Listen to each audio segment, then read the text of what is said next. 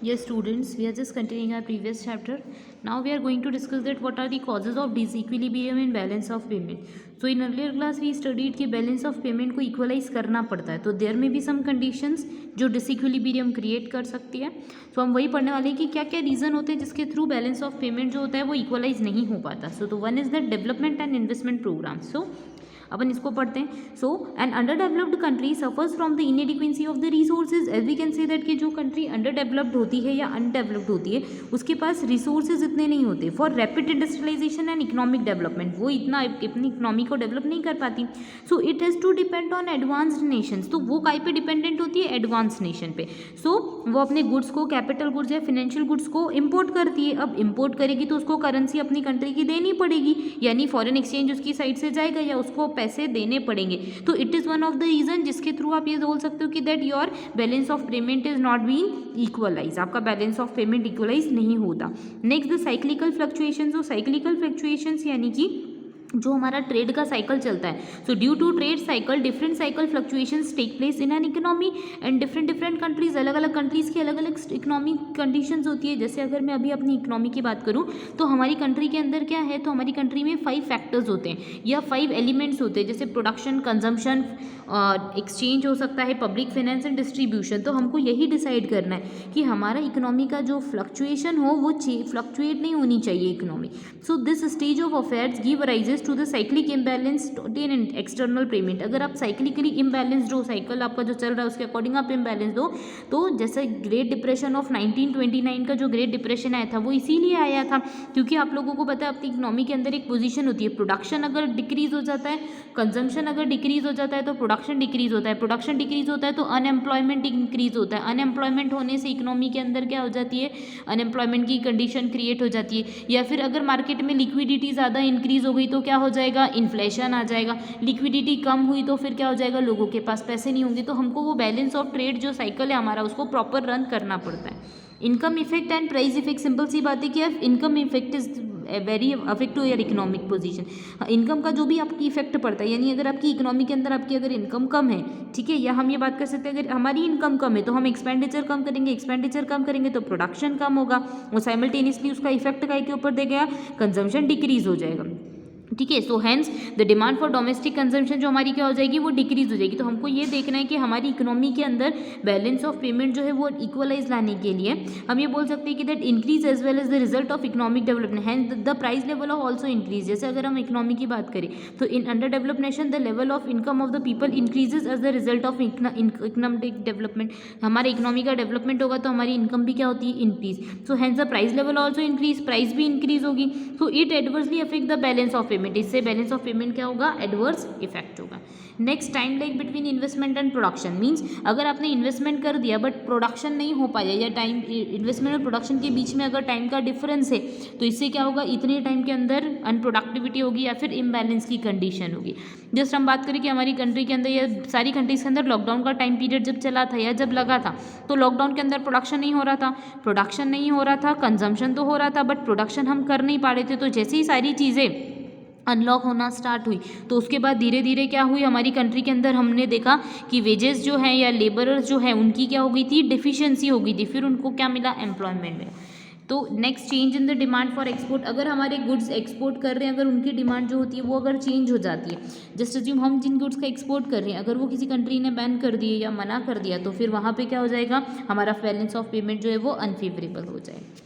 Next import restrictions for developed country. By developed country यानी बहुत सारी डेवलप्ड कंट्री है जो हमारे अपने गुड्स को इम्पोर्ट या दूसरी कंट्री के गुड्स को इम्पोर्ट नहीं करती, तो इम्पोर्ट रिस्ट्रिक्शंस में also affect your balance of payment. Next rapidly increasing population in developing countries. जो भी हमारी डेवलपिंग कंट्रीज़ है, जैसे हम इंडिया की बात करें तो हमारी डेवलपिंग है, तो उस कंट्रीज़ में if there is a rapid increase in your population then it was also affect your balance of payment. तो ये भी हमारी एक रीज़न होता है जिसके थ्रू हमारा बैलेंस ऑफ पेमेंट क्या होता है, अफेक्ट. क्योंकि पॉपुलेशन जिस रेट से बढ़ रही है उस रेट से अपना प्रोडक्शन या डेवलपमेंट नहीं बढ़ रहा है, ठीक है, तो वो प्रॉब्लम अराइज हो जाती है. डेमोन्स्ट्रेशन इफेक्ट यानी when the developing countries come in contact with the developed countries due to international trade. जो डेवलपिंग कंट्रीज है जब डेवलप कंट्रीज से कॉन्टैक्ट करती है उस केस के अंदर पॉलिटिकल सोशल रीजंस ही the population of these countries tend to follow the consumptions habits of the people.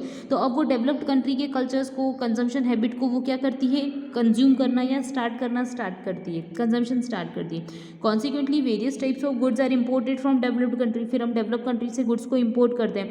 The consequences of import and increase, हमारा जो होता है इम्पोर्ट इंक्रीज हो जाता है, तो इससे भी बैलेंस ऑफ पेमेंट क्या हो जाता है, डिसइक्विलिब्रियम, क्योंकि उस कंडीशन के इक्वल हमारा एक्सपोर्ट इंक्रीज नहीं होता।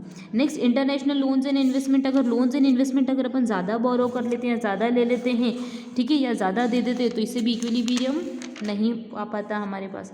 सो अब रीज़न ये पढ़ते हैं कि हम डिसइक्विलिब्रियम तो हो गया, उसको कैसे हम मैनेज कर सकते हैं। तो देयर में बी मॉनेटरी मेजर्स, देयर में बी नॉन मॉनेटरी मेजर्स। तो मॉनेटरी मेजर्स के अंदर हम बात कर सकते हैं डिफ्लेशंस के बारे में।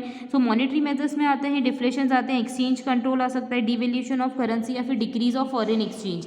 सो deficit in the balance of payment में be removed through the deflation. कैसे रिमूव कर सकते हो आप डिफ्लेशन के थ्रू डेफिसिट बैलेंस ऑफ पेमेंट, कैसे, तो by decreasing the money supply in circular in economy. तो मनी सप्लाई को आप क्या कर दो, डिक्रीज कर दो। जैसे ही मनी सप्लाई डिक्रीज होगा तो it means contractions of the currency, इससे हमारी कंट्री का करेंसी का कॉन्ट्रैक्शन हो जाएगा, यानी कि डिक्रीज हो जाएगी। कंट्री की जो करेंसी हम जो दे रहे हैं या बाहर मार्केट में है उसका फ्लो क्या हो जाएगा, डिक्रीज हो जाएगा।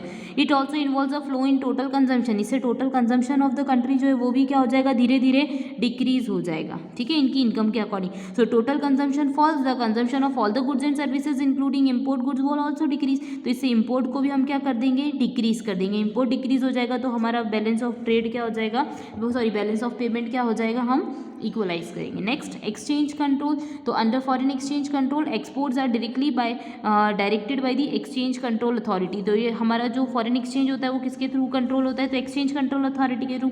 To surrender their entire foreign exchange earning with allocated among the imported according to the certain criteria. मतलब उन्होंने कुछ रूल्स रेगुलेशंस नॉर्म्स जो है वो डिसाइडेड कर रखे कितना उनको अलोकेट करना है। So none is the allowed to import the goods, उनको पता है कि उनको कौन से गुड्स को इम्पोर्ट करना है, कौन से को export. So the balance of payment deficit is rectify by keeping imports with in the limit. हमको एक लिमिटेशन फिक्स करनी कि हम इससे ज़्यादा तो गुड्स को इम्पोर्ट करेंगे ही नहीं, तो हमारे पास एक फिक्स डेडलाइन बन जाएगी जिसके थ्रू हमको पता है कि हमें इतना ही इम्पोर्ट करना है, उससे ज़्यादा की डिमांड हम इंक्रीज ही नहीं होने देंगे कंट्री के अंदर। आगे डिवेल्यूशन ऑफ करेंसी, तो करेंसी का devaluation, the success of the devaluation depend upon the following. Devaluation of currency करते हैं तो इसके कुछ प्लस पॉइंट भी हो सकते हैं, कुछ माइनस भी हो सकते हैं, यानी ये रिएक्शन डिपेंड करता है economy to economy. So there may be no relation या reaction of foreign countries in relation to those whose currencies of the country devalued its currency. Those countries must cooperate by not raising import duties, मतलब country को अपनी import duties को increase नहीं करना है। By not subsidising their exports in order to nullify the effect of devaluation, अगर आप devaluation का इफेक्ट नहीं देते हो then you have to decrease your not rise, आपको इंक्रीज नहीं करना अपनी इम्पोर्ट ड्यूटी, ठीक है। डिवेल्यूशन ऑफ करेंसी को थोड़ा सा अच्छे से समझते हैं हम, जिससे आपको क्लियर हो जाएगा पॉइंट, क्योंकि डिवेल्यूशन ऑफ करेंसी बहुत इंपॉर्टेंट टॉपिक है। Deficit in the balance of payment में also be covered corrected by means of devaluation. आप डेफिसिट बैलेंस ऑफ पेमेंट है तो उसको कैसे रेक्टिफाई कर सकते हो, तो आप डिवेल्यूशन के थ्रू कर सकते हो। Devaluation is a measure. अब कैसे मेजर है, तो under devaluation of currency the external value of the country's currency is decrease, यानी कंट्री की जो कंट्री की जो करेंसी है उसकी वैल्यू क्या हो जाती है, डिक्रीज हो जाती है। The internal value of country's currency remains unchanged, यानी आप एक्सटर्नल लेवल पे आपकी कंट्री की करेंसी की वैल्यू डिक्रीज हो रही है बट इंटरनल लेवल पे वो सेम है। When the deficit in balance of payment arises due to over valuation of currency, ये डेफिसिट बैलेंस ऑफ पेमेंट्स अगर ओवर वैल्यूएशन के कारण अराइज हुआ है then devaluation is the most effective measure. Devaluation कर दो जिसके थ्रू एक्सटर्नल लेवल पे हमारी कंट्री की करेंसी डिक्रीज हो जाएगी तो हमको कम देना पड़ेगा, प्लस इंटरनली हमारी कंट्री की करेंसी वही रहेगी। Next depreciation of exchange values, तो एक्सचेंज वैल्यू का जब क्या होता है, डिप्रिसिएशन होता है।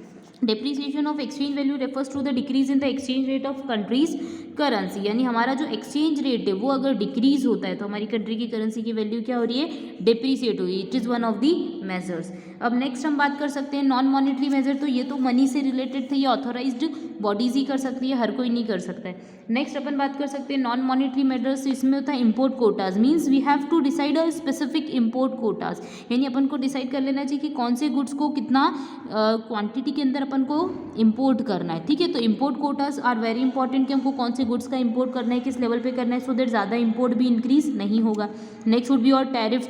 तो tariff in order to control the imports heavy tariff is imposed on import. अगर आपको इंपोर्ट को डिक्रीज करना है तो आप क्या करो, इंपोर्ट ड्यूटी को इंक्रीज कर दो, ठीक है। तो उससे क्या हो जाएगा, ऑटोमेटिकली गुड्स हाई हो जाएंगे, गुड्स की प्राइसेस हाई हो जाएंगी, तो लोग ऑटोमेटिकली उसको कंज्यूम करना डिक्रीज करेंगे क्योंकि चीज़ें महंगी हो जाएंगी, तो ऑटोमेटिकली आप लोगों की डिमांड डिक्रीज हो जाएगी, डिमांड सेट ऑफ हो जाएगी। Next export promotion programme, simple सी बात है, गवर्नमेंट को ऐसे इंसेंटिव्स लेने चाहिए जिसके थ्रू गवर्नमेंट क्या कर पाए, एक्सपोर्ट कर पाए। So export promotion programme should be developed by the country या फिर developed by the government, so that लोगों के बीच में एक स्पिरिट है कि they have to make a type of product which can be easily be exported. Next import substitution, सबसे सिंपल सी बात है कि हमने जो गुड्स को इंपोर्ट करना है उसका हमको क्या कर लेना चाहिए, सब्सटीट्यूट अवेलेबल रेडी कर लेना चाहिए। So that what would happen with this, अगर हम इंपोर्ट का सब्सटीट्यूट अवेलेबल रेडी कर लेते हैं तो हमको इंपोर्ट कराने की ज़रूरत नहीं पड़ेगी। Next attraction to foreign tourists, तो जो भी फॉरेन इन्वेस्टमेंट या फॉरेन टूरिस्टर्स हैं, अगर हम उनको अट्रैक्ट करते हैं, हमारी इकोनॉमी के अंदर अगर हेरिटेज जो है अच्छी है या अपनी इकोनॉमी का डेवलपमेंट अच्छा है, अपने यहाँ बहुत अच्छी चीज़ें, तो लोग क्या करेंगे, देखने के लिए आएंगे तो वो क्या करेंगे, फॉरेन इकोनॉमी की फॉरेन करेंसी को लेके आएंगे। It is one of the major जिसके थ्रू हम ये कर सकते हैं कि हमारा बैलेंस ऑफ पेमेंट अगर एडवर्स है तो उसको इक्वलाइज कर सकते हैं। तो मॉनिटरी और नॉन मॉनिटरी ये फ्लो चार्ट के थ्रू देख सकते हैं। डिफ्लेशन, एक्सचेंज रेट, एक्सचेंज को कंट्रोल कर दो, devaluation of currency and depreciation of exchange value.